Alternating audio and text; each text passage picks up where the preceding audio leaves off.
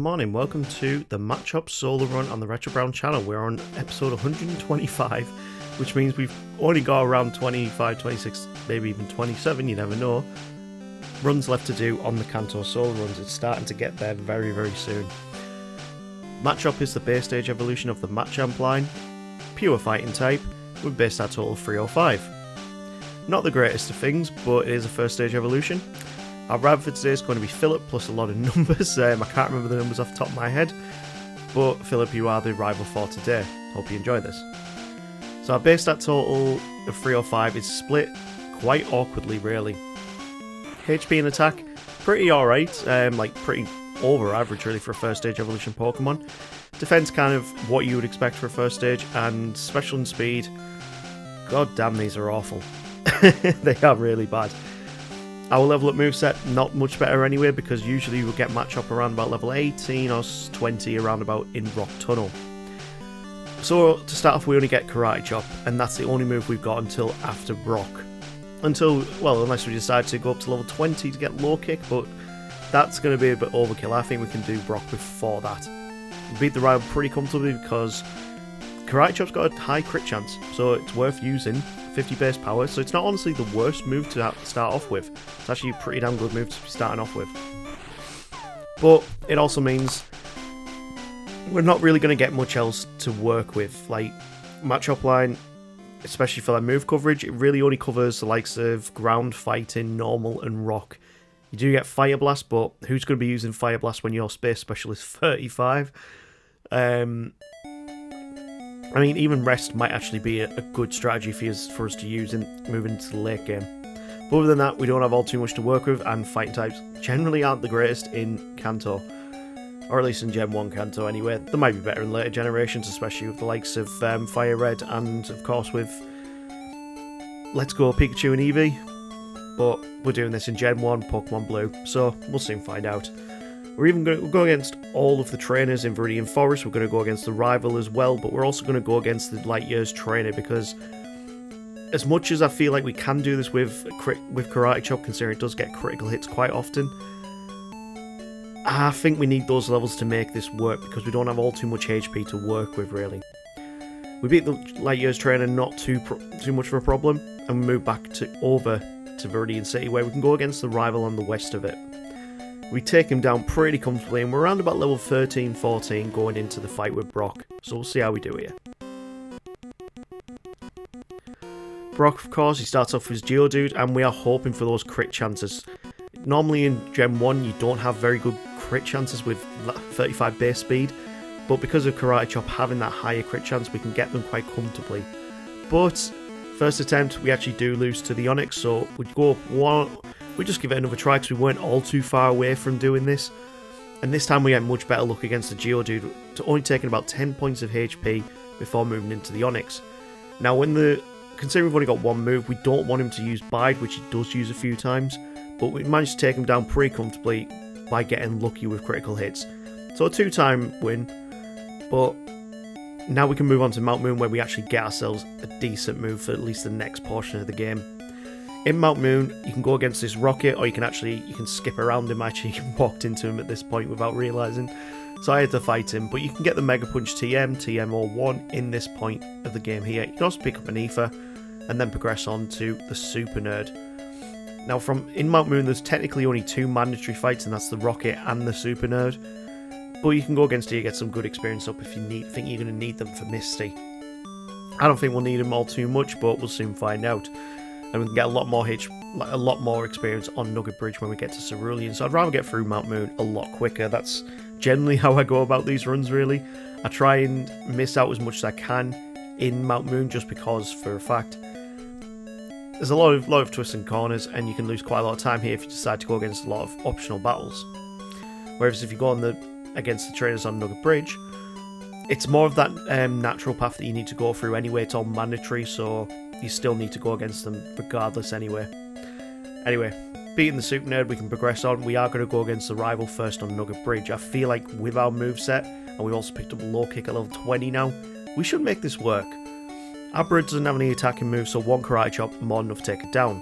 Rattata, we'll probably take it out with a Karate Chop because it's a crit. And we're just karate chopping our full way through this. Now, here's a discussion point. Why is karate chop a normal type move? Like, karate is a fighting style. It's a fighting discipline. And yet it's a normal type move. This is like Gen 1 all over. Like, some things just don't make sense. And karate chop being a fighting type move, just in general, should have been like a thing from the start. We can also pick up seismic toss, which we can learn via TM, or we could have learned it at level 39. I'd rather learn it now, just in case we need it. Let's see how we do against Misty after all those levels. So we're going into this at start at level 24, and I feel like this is going to be enough to work with. But I'm not too happy that we're already over the level cap just to try and do this. We're level 25 going into the Starmie, and I opt not to learn Leah.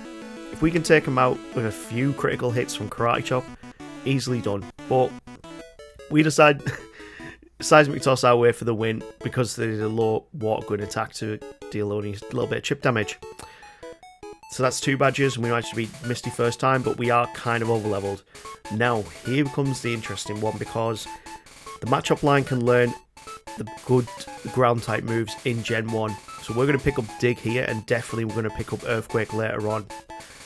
On the SSN, of course, we can also pick up Body Slam, which I made a mistake, which you'll see later in this run. Because as much as I love Body Slam, I don't know why, but I decided to get rid of it later. And you'll see about the time that I got rid of it, and it does impact this run.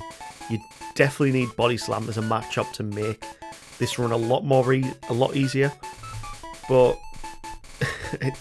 as you'll see when we get to Celadon, after destroying the rival here, yeah, we got rid of Body Slam at probably the worst time that we needed it. But either way, we still progressed on. Now, let's see how we do against Surge. We've got Dig to work with, so this should be a very easy fight. Surge starts off, of course, with Voltorb, and we're just going to go for the digs. Now, even though we are 6-7 levels above his Pokemon, and even 10 in the case of Pikachu, we still don't outspeed him. This is how bad our speed is. Yes, we can hit hard, we can get the one-shot KOs, but we are still not outspeeding Pokemon, even though we are higher levels than them. So yeah, this is why you need a good Pokemon with speed, and Machop just isn't that. And in all honesty, I'll say it right now, we're not even halfway through the video, I actually really didn't enjoy this run. Out of all the Pokemon I've done recently, this is probably one of the Pokemon I would not recommend doing a solo run with. Not for the fact that it's tedious or it's a hard run, it's just kind of boring. Like, Machop's a boring Pokemon. Machop was quite fun. You got better moves to work with, you got more base stats that can actually make things work, but Machop is actually quite boring. And that doesn't bode well when you've got to think we've still got the Machamp run to do at some point soon. We will get to it at some point this year. I am determined to finish off this Pokédex throughout this year, and then hopefully by the end of this year we'll finish both the Gen 1 and 2 Pokédexes. In Lavender Tower, we have no problem against the rival whatsoever. We are above his level. We are outspeeding his Wartortle at least. But that's level 32 to be able to beat this point in the game. We have gained a lot of experience from all the optional fights we have done, and that's not really going to help us when we get through to Erica. So we'll soon find out, because this is where I deleted Body Slam. So first attempt against Erica, we did have Body Slam for this, and the big problem, of course, always is that Victory Bell with Razor Leaf. Now we're at 46 HP to work with, and we don't get the paralysis ones that we do need when we need them the most. We've had chip damage taken away from us. We tried to try and just chip away at him, use Dig, and I misclicked there by using Low Kick. And yeah, we do take a first time loss, so we need to try that again. And I'm very annoyed because level 38 was the first time that we actually managed to beat her. I got rid of Body Slam for Substitute of all things, because I thought, I've not used it for a while, maybe this could help us out, but Substitute works best when you have got a fast Pokemon where you can set up the barrier beforehand. So yeah, big mistake on my part, and it also meant when we got to Giovanni, from all the mandatory fights we had to do there, we were already at level 40. We didn't have Submission by this point, we have Seismic Toss, and yeah, this is just, it became not fun by this point by not having Body Slam. That may be just because I love spamming Body Slam, but at the same time, Low Kick is still alright against normal type Pokemon, but these Pokemon are, what, 18, 19 levels below us? So we should be... It's no surprise that we're actually steaming through Lavender Tower very, very comfortably. But now we're in the mid-game, and this is where we start seeing even more problems with Machop as a Pokemon. Going straight over to Silphco, I thought we're already at quite a high-ish level here at level 42. Let's see how we do from here. We might be able to beat Silphco and then go and beat Sabrina, saving us a bit of time that we lost from going through Celadon City and trying to beat Erica and get those levels up. The Pidgeot is a big problem. Even though Wing Attack is not a very powerful move, we are weak to it. Fighting is weak to Flying, it's weak to Psychic. Two of the most prominent types in Gen 1. And of course, the rival has two of those Pokemon, being Alakazam and Pidgeot. We managed to get through all the way to the Alakazam, but from here, we just don't outspeed. We're 8 levels above it, we don't outspeed, and it probably will be a lot more levels before we can outspeed it. I went all the way up to level 50 to be able to beat this fight, and even then, it still was hard. It's been a while since I've had to be level 50 to beat this fight with any Pokemon, let alone a Pokemon with such high base attack, but my god, this Pokemon is just not good for solo running. This is why you evolve it, this is why you get Machop and Machamp, just because their extra base speed makes the difference. But Machop is just not a good Pokemon. It might be good in Little Cup in the likes of competitive, but for me, I just did not enjoy using this Pokemon. Level 50 and some very kind move usage from the rival there. We actually managed to beat him because he decided to use Water Gun and Bubble.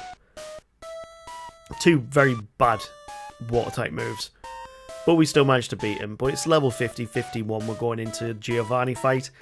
And I'm already thinking at this point, Sabrina is just not going to be the route to go here. We need to go and get some more levels up before we can even do anything, because we can't outspeed her even at this level. Her Alakazam will be at level 43 and its base speed, yeah, we just won't be able to outspeed it even at level 51. So once we get out of Silphco, we're going to head straight over to Celadon City again, go down the bike path because we want to go straight to Koga. And then I've completely forgot as well, Koga's gym is actually hard. Not for Koga himself when you've got ground type moves, it's hard for his gym trainers, because they're all got psychic types or ground types. Barely any of them have got just pure poison types. So yeah, we are not matched up well for the gym trainers of all Pokemon. And what you'll see when we get to Koga, he is going to be an absolute whitewash. But this very first mandatory trainer in his gym, we lost to. 20 levels lower than our Pokemon, they still managed to win.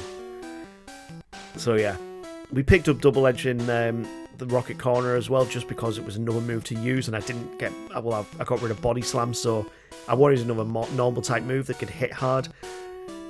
It's a Double Edge sword, thanks, I mean, no pun intended for the fact it's called Double Edge, but it does deal out powerful damage, but at the same time you're going to take damage. And that's not great when we have no way to recover our HP right now. I'm pretty sure you can get the rest TM on the SS Anne. So yeah, I haven't used it yet at this point. Let's see how we do against Koga now we actually have beaten all of his gym trainers that are mandatory. Koga sends out his Coffin, and all we need to do this is Earthquake. This is all we need to make this fight doable. It's probably overkill at this point as well, because his Pokemon are quite slow as well. But 4 Earthquakes. Oh, he actually managed to get a Sludge in. Submission for the win. And there we go. Machop beats Koga pretty comfortably. But that's only due to the fact that we had a super effective move. And we could probably just outspeed his Pokemon even if we were at the same level. Moving into Safari Zone, pick up the Gold Teeth and pick up HMO3 Surf. And then we need to move back over to Sabrina. Now, I could go get some more levels over at Blaine's gym, beat him first, because we do have Surf. But I want to make sure we don't have to loop back on ourselves here, so we are going against Sabrina next. Sabrina sends out a Kadabra, and 15 levels above it, we still can't outspeed. We're on 35 HP, and we've still got 2 more powerful Pokemon to deal with. Venomoth takes us down with a Psybeam because Earthquake didn't one-shot.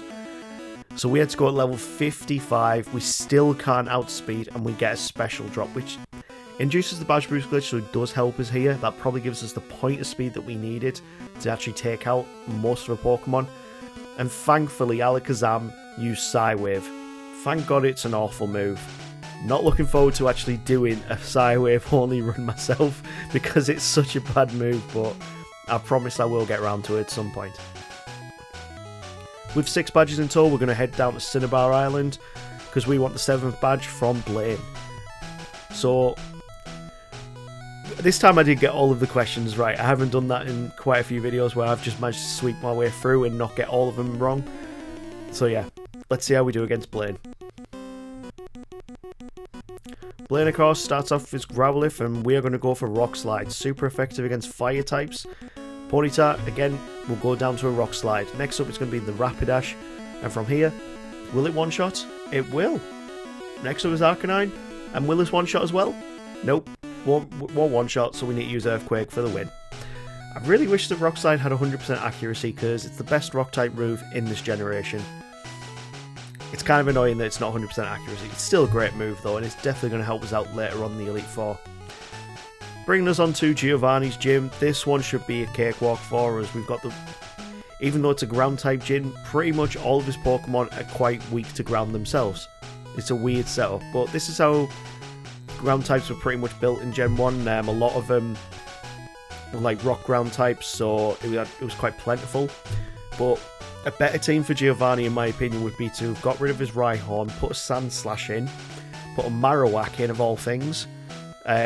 The Nido's completely fine to stay, Rhydon completely fine to stay, just because it's so iconic to him. But yeah, he should have put likes of Sandslash and Marowak on his team. The Dugtrio is always one of the hardest Pokemon on his team for this, just because it's fast, and it can also use Dig. Thankfully, Earthquake will take him out in one. Earthquake's one-shotting pretty much all of his team at this range. Level 57 here, we are very old for level 4 a Giovanni fight at this point. But it's quite an easy sweep with just Earthquake. Don't have to worry about it too much. Don't even need to use Submission. Submission in itself is an interesting move as well, like 80 base power, best fighting type move in this generation as far as I'm aware, because Mega Kick and Mega Punch are all normal type moves. So yeah, Submission is technically the best fighting type move in this generation.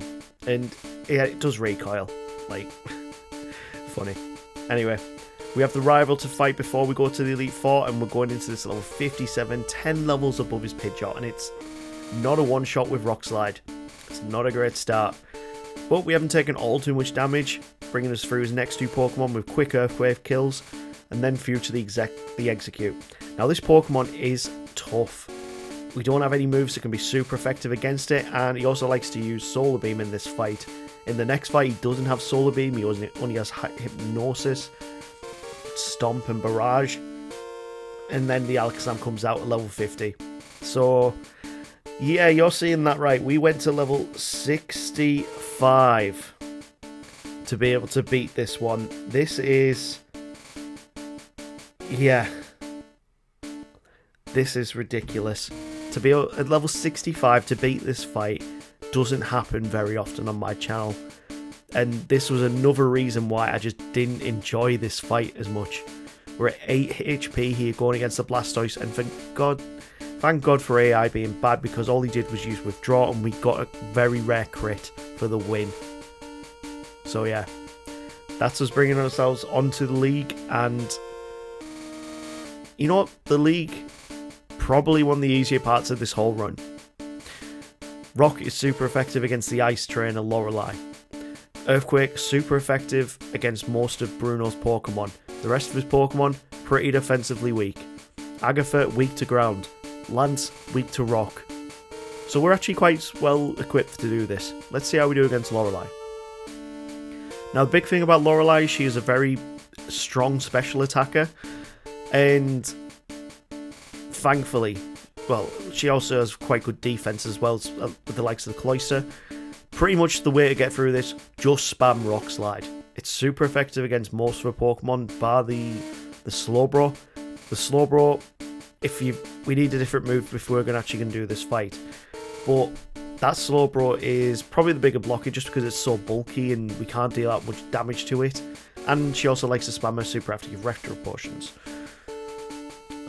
Retroactive super potions. I said that the wrong way around. I'm going to coin that one. Anyway, we do lose our first fight to Lorelei, and that brings us on to going against the Dugong again, and this time we're just going to go pure Rock Slide just to try and take it down as quick as possible. Cloyster as well, with it being a water ice type, is going to be weak to Rock Slide, so Rock Slide will just do much more damage than Earthquake will. Slowbro's out next, and we're going to go for Earthquake here to conserve some PP. We do get confused, and then he starts using Amnesia, which isn't the worst thing because we're hitting with physical attacks. Jinx is out next, and Thrash does alright damage, but a Rock Slide is enough to take it down in one. Rock Slide on the Lapras is going to be a 2-shot, and thankfully we had enough HP to work with to tank an Ice Beam. If we'd been hit by a Blizzard or a Surf, that might not have worked in our favour. Anyway, Bruno's up next, and this is going to be a very easy fight for us. We Earthquake on the Onyxes. Don't take much damage from Rage because it's an awful move.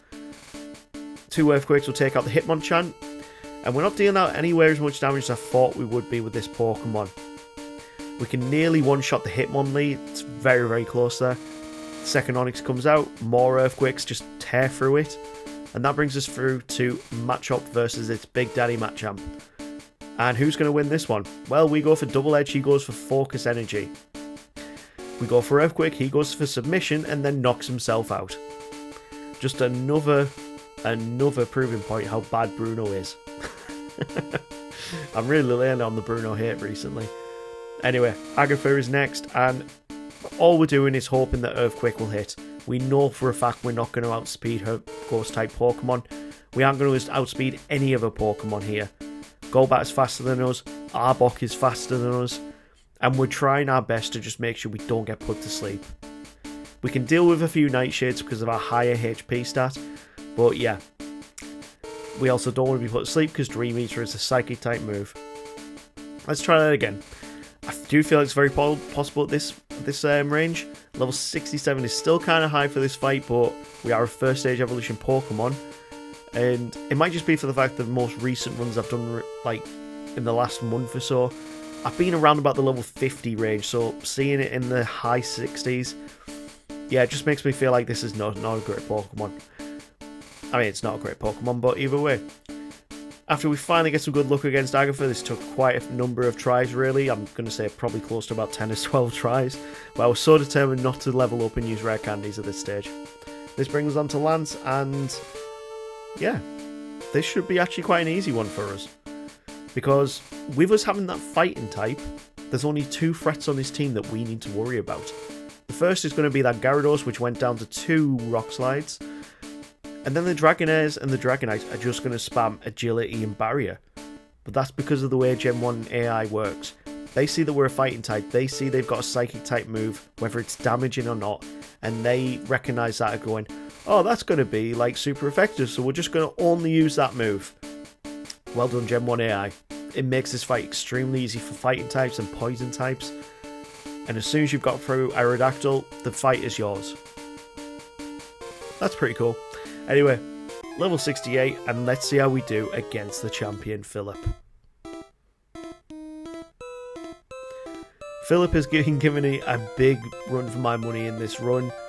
Granted, we are with a bad Pokemon, but yeah, you know what?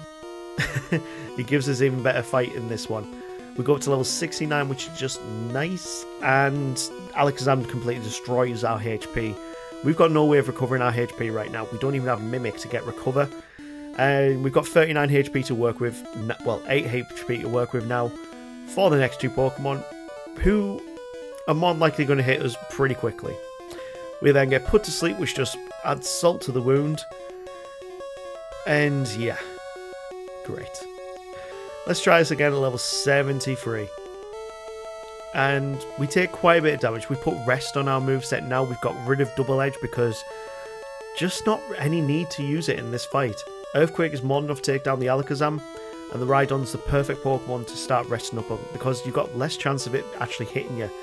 It's got Horn Drill, it's got Fury Attack, it's got Leah, and he's got Tail Whip. Like, it's only got one attacking move, really, because we can actually outspeed it. The Arcanine goes down pretty comfortably. We've got quite a lot of HP to work with here against this Exeggutor, where we're just going to go for the Rock Slides. Takes 2 of them to take it down. And then finally the Blastoise will go down to 2 Earthquakes. And there we go. Machop has beaten Pokemon Blue on its own in probably one of my least favourite runs that I've done in the last few months. But we've done it, it's out the way, and we can move on to the next one. Hopefully we get some good choices on the wheel. We did this at level 73 at 4 hours 42 minutes, which is actually a bit quicker than I thought it was going to be. Felt like it took forever. But no.